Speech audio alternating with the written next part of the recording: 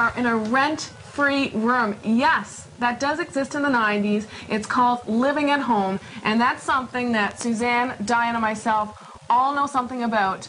Although there are the negatives, there are also some positives of which Suzanne's going to point out. Now, Suzanne, what are the positives of living at home? Well, the positives in my situation is that I have two wonderful parents who completely adore me, take care of me, provide everything that is a luxury to living at home. There's not one negative? I guess the negative would be in a dating situation when someone comes over for the first time and having my mother. Because you don't want every guy to meet the guy you bring home, because you want to be selective. For sure. I know, and Diane knows a lot about that, because Diane, you have a boyfriend, and how did that get started? You had to bring him home right away. Well, he met the whole family my first date in the front hall, and I also ended up forgetting my key on the first date, so he saw my mom at 1 a.m. as I was knocking on the door. So it does have its negatives. Yeah. So what are some of the other negatives? Like, I mean, we had a mom. Diane and I actually are sisters, and I actually have the apartment right above here.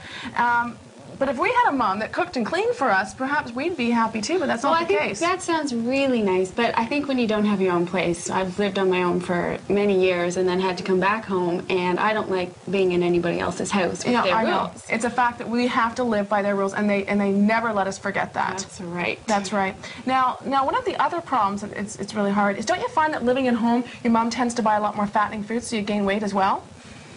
Well, yeah. She cooks. She cooks, and that's another problem, right? Because you gain weight.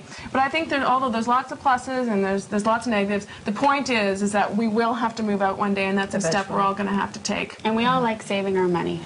And that we do oh so well, as I buy my new outfit. But anyway, I'm going to get off here because I hear my mom shouting for me right now. She's telling Diane and I to get up and get ready for bed. And that's not uncommon in this house now, is it? No.